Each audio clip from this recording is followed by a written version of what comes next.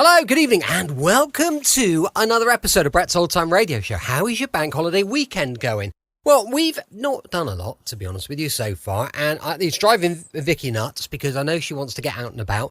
We're thinking probably we're going to do a sneaky little trip down to Cornwall because we do love Cornwall, and we'll probably head down to the St. Mawes area because that is kind of our favourite. I think that's what we're going to do, but I'll keep you in the loop. And obviously, when we go, we'll take some recording equipment so that we could keep you abreast of where we are and what we're doing. For now, welcome to another episode of Brett's Old Time Radio Show. Welcome to my home here in beautiful Lyme Bay, and a thank you for joining us once again for our regular late night visit to those dusty studio archives of old time radio shows right here at my home on the south coast of the United Kingdom. The weather is a bit indecisive today because we've got rain 1 minute, then we've got hail, then we've got a little bit of sunshine. It's a bit all over the place, but it's definitely unpredictable, we'll say, to say the least. I'm Brett. I'm your host for our Nighttime podcast. Welcome to another episode. I've got Facebook, Instagram, and YouTube. They're all called Brett's Old Time Radio Show. If you could check them out, I'd love that. That'd be brilliant. Also, if you could check out our sister podcast, which is called Sunday Night Mystery, and it's brilliant. It's a true crime podcast, and we just go through loads of different true crimes and unsolved crimes. So if you could check them out, that would be great. What could be better on a Monday, a bank holiday Monday, than a little bit of comedy with Hancock's Half Hour, Hancock and all his chums. This is Series 6, it's episode 8, and it's an episode called The Waxwork, and you're going to love it.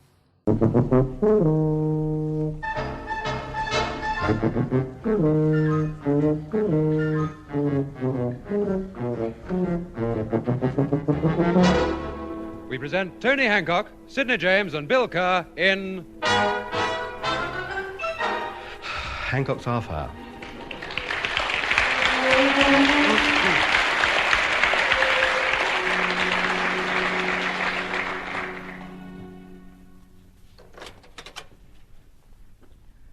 Well, there it is.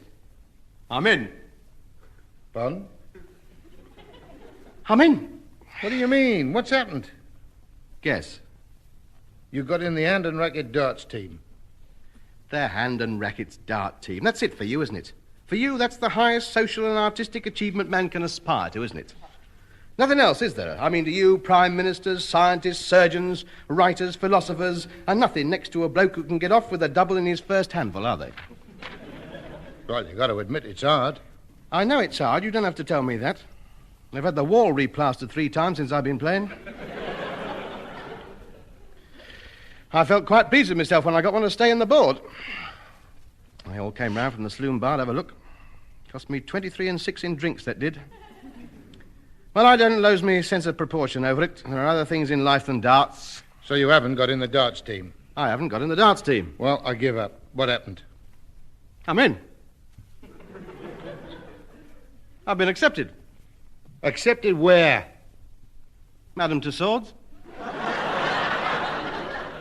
Oh, blimey, you can go there any day of the week. No, I mean as an exhibit. They're doing me. Oh, is that all? What do you mean, is that all? This is an honour, mate. Next to the garter and the bath, this is about as high as you can go. I've heard from the committee. They've asked for some photographs of me, and I've got to go up there for them to take all the measurements. What about that, then? So you're going to be done in wax. So what's so marvellous about that? There's hundreds of them up there. Look, don't try to belittle it. It's a great honour, and well, you know it. Means I've been recognised for what I am. Means they think I'm pretty important. Let's face it, they don't have any old yob in there. It's only the cream they bother about, as you know. I mean, I've never been one to blow my own trumpet. But it seems rather apparent to me that this is my acknowledgement of my fame. I don't know. They made inquiry for me before now? And I know what for. They had you down as the one in the sack. Burke and Hare were dragging behind them.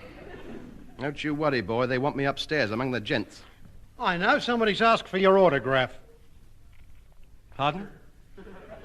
You've been recognised in the street and they've asked you to sign their book. What's he talking about? I've told you what happened. Why don't you listen when people are talking? I'm sorry. All right, then. Anyway, I'm very pleased about it all. Always fancied myself behind the ropes, one hand out, one in the pocket and a grin. When the man gets here, I think I'll... What's happened, then? To what? Well, what's happened? You came in here pleased about something and you wouldn't tell us, and you said for us to guess what had happened, and we tried and we were wrong. And you said you told us what happened and I ought to listen when people are talking. Well? Well, what happened then? Talk about grasshopper minds. Now look, listen carefully. Yeah? Can you hear me all right? Are you with me? 1, 2, 3, 4, testing. Monday, Tuesday, Wednesday, Thursday. Are you on? Have you got a level on it? Yeah? Right. Cop this. I am going to be exhibited at Madame Tussauds. Ah, that's ridiculous. You wouldn't be able to stand still long enough. Not me personally. Isn't he a jackass? A dead jackass, you are. They made a wax model of him. It'd be mentally superior. Sure it would. They're exhibiting a wax dummy of me. Now do you understand? Ah, wax dummy. Of you. That's it. What a good idea. Yes. Yeah. Why? Because I'm famous, that's why. Why do you think why? As soon as a personality becomes famous, they shove him in the waxworks. Oh, is that all? Don't you start. This is a great moment in my career. I'm being immortalized in wax for all time. Don't you kid yourself. What do you mean? It's only temporary. They have a clear-out every year. Clear out? What clear out? Well, you know how it is. Fame is a fleeting thing. You're all right now, certainly. But you do a couple of duff shows and you'll be melted down, just like that. I reckon I'll make a couple of jockeys out of you. They wouldn't do that, would they? What? I've been there 3 times in the last 5 years, and each time, a complete change of program. What about Crippen? He's still there. Oh, well, he's still popular. He's a big draw, that boy. It's people like you, here today, gone tomorrow. Yeah, I reckon the wax will hardly have time to set before they melt you down again. A right couple of knockers you two are, aren't you? Most exciting thing that's ever happened to me, and you have to put the mockers on it. I'm just telling you, if you want to be immortalized for all time, you ought to go for the stone or the bronze. Lasts forever, that stuff. Why don't you get Henry Moore to knock up a Head and Shoulders for you? No, thank you. I don't want great holes stuck all over me. Outside a block of flats with horrible kids crawling through them.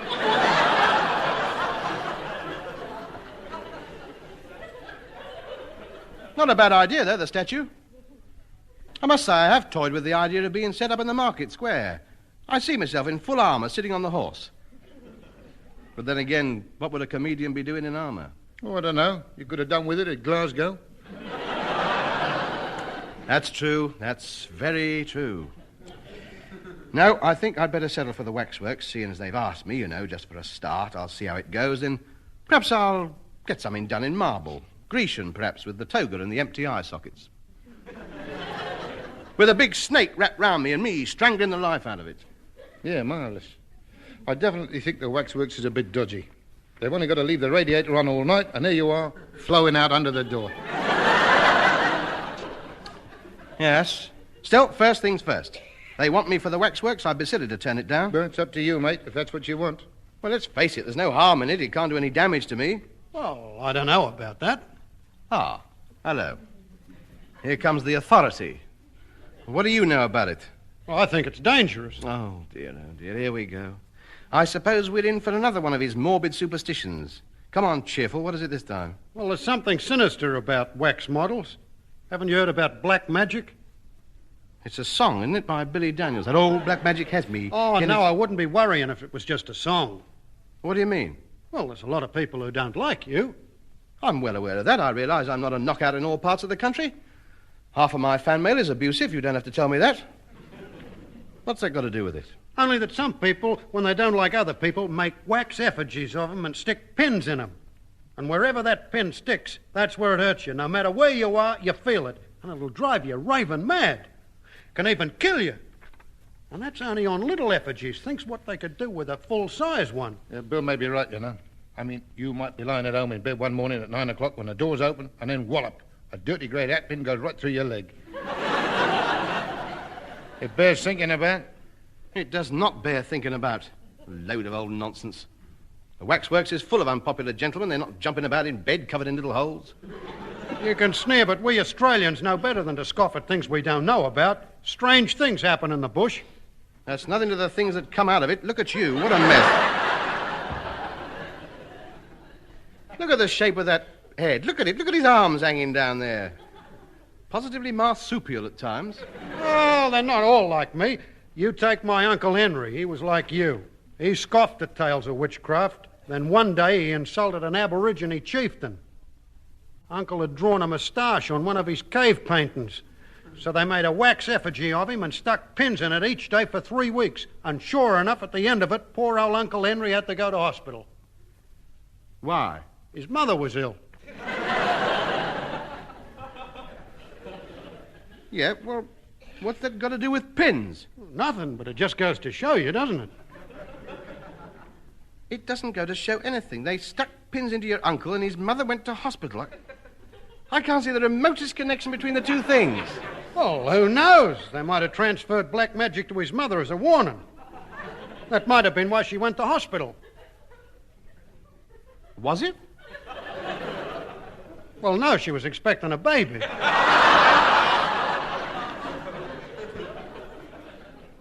I'm sorry, I'm lost. I'm right out in the woods here. I don't know what he's talking about.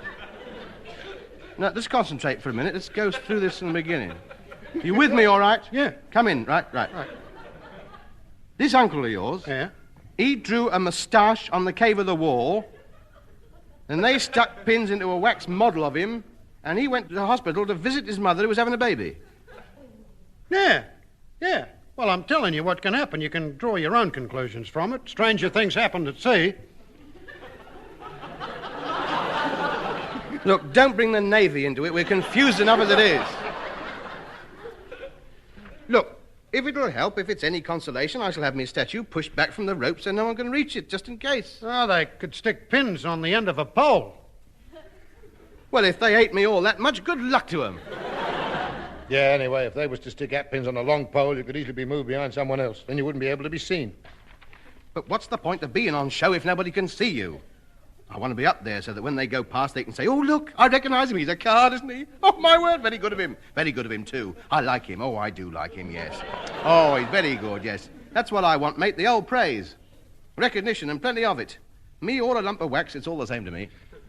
You're going to go through with it, then? Yes, I am. I'm having my statue in the Waxworks, and that is that. If you'd like to go up there with me, you're quite welcome, as long as you don't interfere. Well, as your agent, I think I ought to go along to make sure it's done properly. Look, Sid, what I think I ought to look like and what I think you think I ought to look like are two different things, so mind your own business.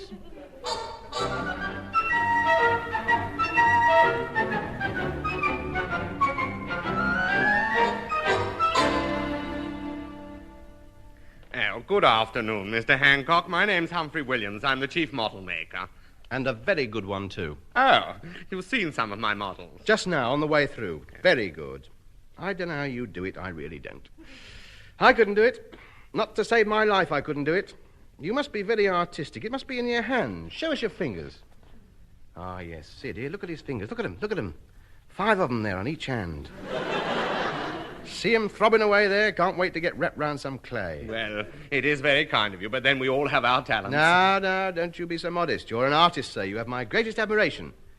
You wouldn't like to do a couple of goblins in my garden, would you? A few toadstools, you know. Well, I don't really undertake commissions of that nature. I'll make it worth your while. There'll be half a bar in it for you. £1 and 25 bob for the bridge. How's that? I could put a lot of business your way. I have a lot of people come down. They'll see the goblins. They'll say, they're nice. Who did them? And I should say, Humphrey up at 2 Swords. He's a lad. He's good. You be in. Straight in. You scratch my back, I'll scratch yours. That's the way I work. Well, it's very kind of you. I'll bear it in mind. That's my boy. Well, then, let's get started. Oh, do you know each other? Sidney James, my agent. I do. I do. And William Kerr, the Red Pronk champion of New South Wales. How'd you do? Yeah, charmed. Well, now, Mr. Hancock, I've got the photographs you sent. They weren't very helpful. I can't really use the one on the bearskin rug or the one of you in the crowd at Wembley. Well, what's wrong with that? You can see me. I put the arrow in, pointed to my head. But the tam o'shanter does tend to hide the face. You see, we need much more detail of the features if we're going to make a lifelike model. Have you no other photographs? No, I'm afraid not. You got the lot. Well, I thought a man in your position would have hundreds of photos of himself. I mean, you know fan photos you send out? At 10 bob 1,000? I should think so. I had 200 printed in 1945, and they're gone already. Well, never mind. Never mind. Perhaps we can do without the photograph. I'll make a few sketches. The measurements are the most important thing. Well, of course, you're right there. I mean, an inch in the wrong place can make a man a laughingstock. Quite, yes. I think we'll start with the head. Yes. I think that... Yes, I think about 14 pounds of wax for that. I beg your pardon? Oh, I assure you it's quite usual. Oh, for a moment I thought you were insinuating that the cranium was a trifle grandiose. Oh, dear me, no. No. Now, would you stand still while I run the tape measure over you? Thank you. Good heavens. 9 7/8. What? What's 9 7/8? Where? It's all right. I'm just measuring you for a hat. Oh, I don't wear a hat. Oh, dear. Oh, dear, I saw the model in an astrakhan coat and a Homburg, spats, and patent leather shoes. Oh, no. That is my Sunday walking out gear, I'll admit. But I thought for this a more casual approach, a more natural pose, like I really am when at home. Silk dressing gown, cigarette holder, Abyssinian slippers, Cossack pyjamas, and a fez. But that's not how the public see you. Look, you may be a good model maker, Mush, but don't try and tell me how to dress, eh? I'm quite a fop, you know. I was the first one in East Cheam with the Italian look. And I didn't mess about. I had the earring and the scarf under me hat as well. I used to ask where my ice cream barrow was. Was that how you want the model dressed, then, Italian style? No, I've changed now. They're all in the Italian. One has to keep ahead of the layabouts, you realise? I haven't made my mind up yet. I'm alternating. I don't know whether to come right out in favour of the flare line or the matador. The matador? It's my own creation. The high-heeled boots, the thin pants, and the big hat with a bit of string holding it on. Very good for jumping on restaurant tables and doing the bolero. Well, which is it to be, then? The flare or the matador? Ah, that's what Savile Row are asking. As soon as they see which way I go, they'll be in. All the guards' officers will be on it. Straight out the barracks and bolero in down the Mall. Should be a grand sight. Could revolutionise the changing of the guard. Of course, the bands will have to brush up on their flamenco, but it should be very effective. I see. Well, when you decide, let us know and we'll dress the model accordingly. Ask him about the pin stickers. Quiet. By the way, where will they be putting me? Well, in the entertainment section, I suppose. Well, I don't think that's right for a start. I thought I'd be in the great men of our time department.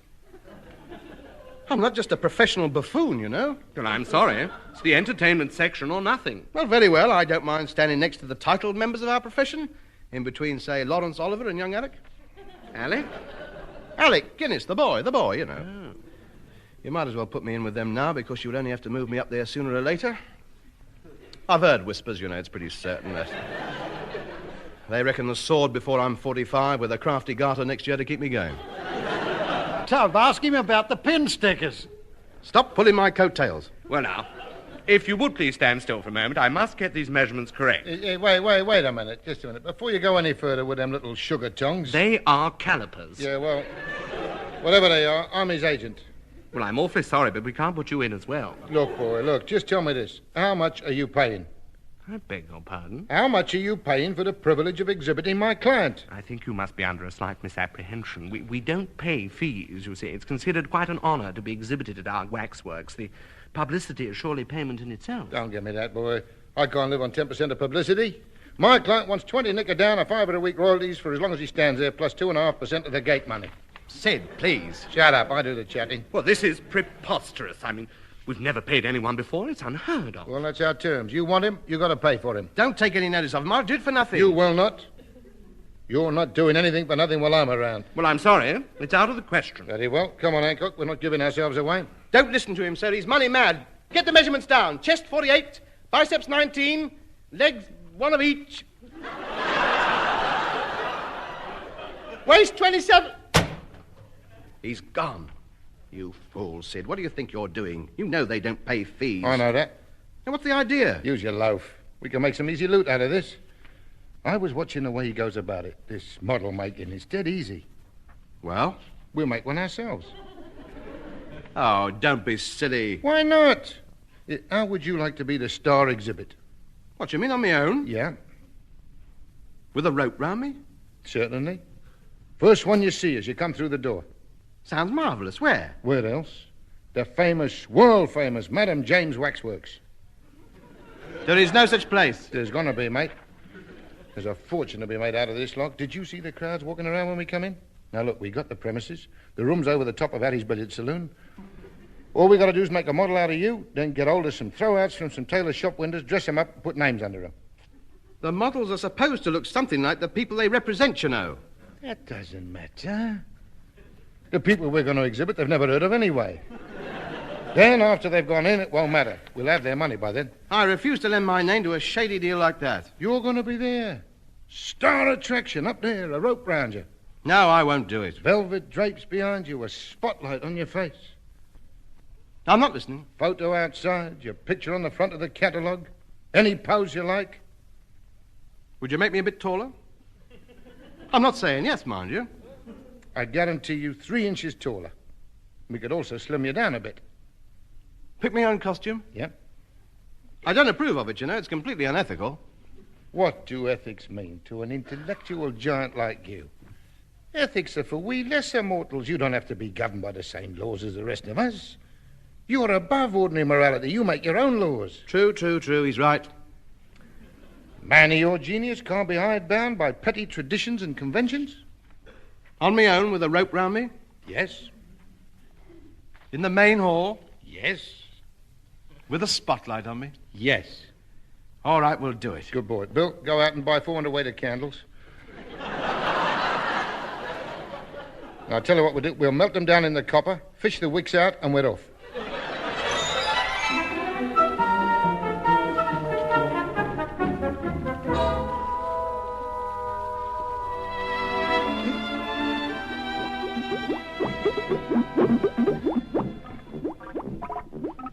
Well, we got enough wax here. Now what do we do? I thought you said you knew all about it. Well, I had to tell Hancock something.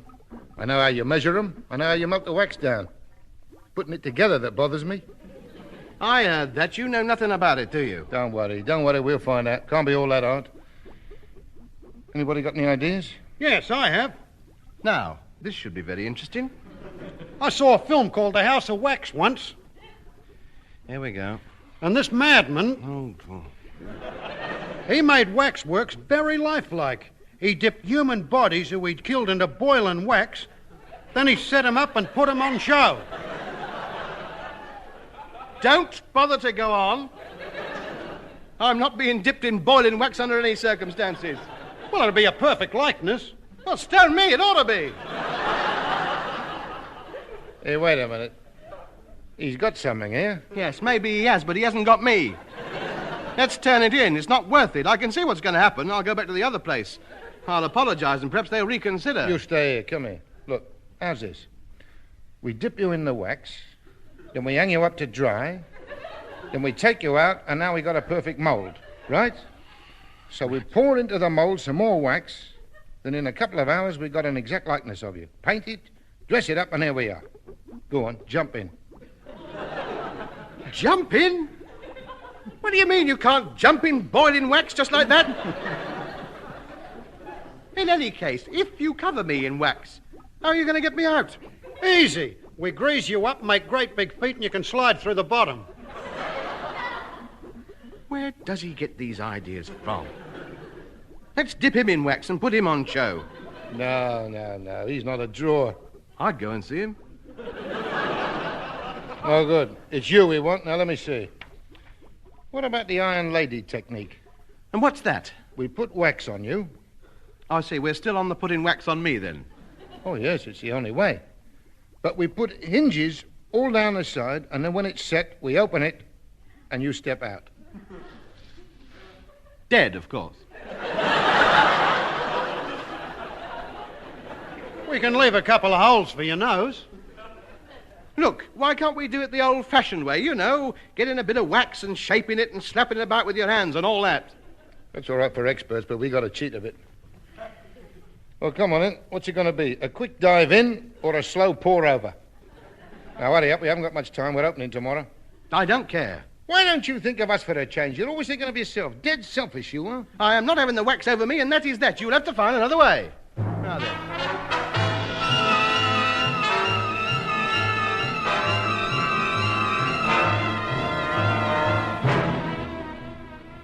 Well, there it is. Not bad, eh? What do you think of yourself, Tub? Disgusting. But this is nothing like me. What a monstrosity. Looks like a great fat Guy Fawkes up there. What's that head made out of? A football? Charming. You can still see the panels through the wax. Well, those can be your wrinkles. And how are you going to explain Billy Wright's signature on the side of me cheek?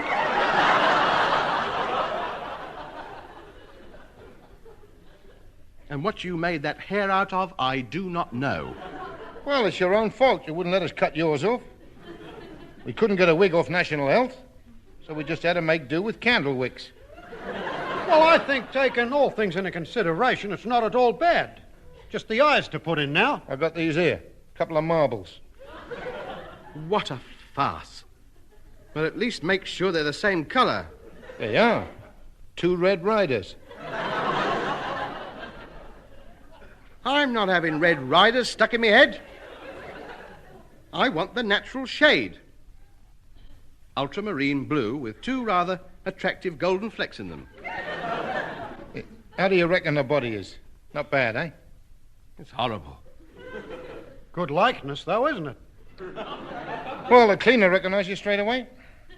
I resent that. Yeah, she said it was just like you. Well, she's fired for a start. Another thing, what's all that string tied round the sleeves and the ankle? That's to stop the wax flowing out. When it sets, we'll undo it. It's Bill's idea. We took one of your suits, starched it, stood it up, and poured the stuff in. Well, I'm not stopping for the opening. I am not staying to see my name put under that revolting horror. I'm having nothing more to do with it. Good morning.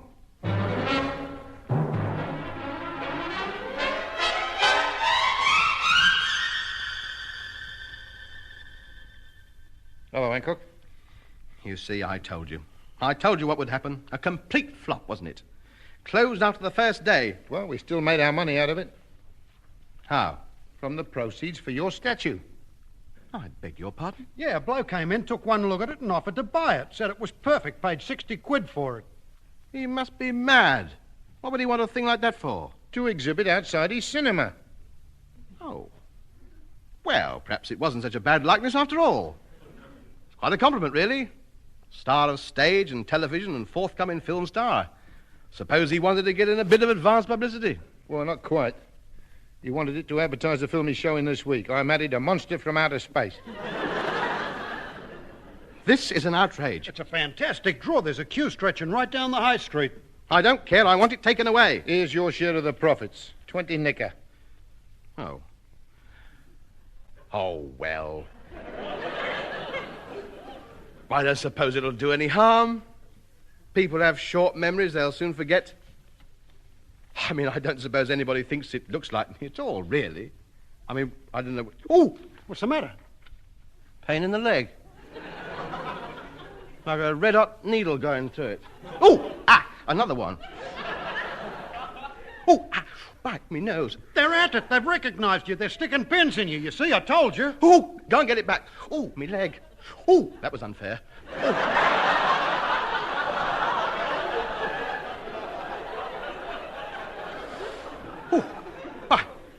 Go and give him his money back. Not on your life. You try and stick it out till Wednesday. They changed the program then. It's all right for you. Ooh! Ha ha! It's up. My word! I say, what? What's that? What's it there? There's. By Joe, there's some dart players in the crowd. I know there are them. Ooh! Hello, double 19. Ooh! My word! What a disgusting thing.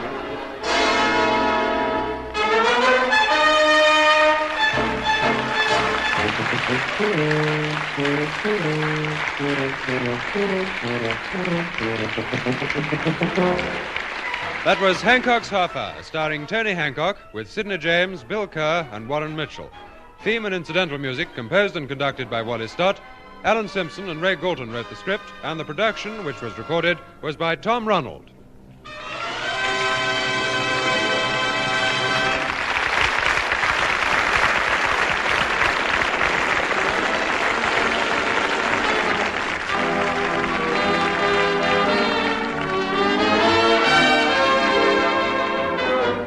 Welcome back. Hope you enjoyed our latest episode of Hancock's Half Hour. And don't forget, we'll be back with Sherlock Holmes and Dr. Watson tomorrow, going live from 5 p.m. GMT. As I mentioned earlier, we've got a supporter page, patreon.com/Brett's Old Time Radio Show. More importantly, if you could check out our sister podcast, which is Sunday Night Mystery. That would be brilliant. Thanks for listening. I'll be with you 7 days a week, each and every week, and I'll see you tomorrow on Brett's Old Time Radio Show. Or, if you're checking out, obviously, Sunday Night Mystery, I'll see you there. Love you. Bye.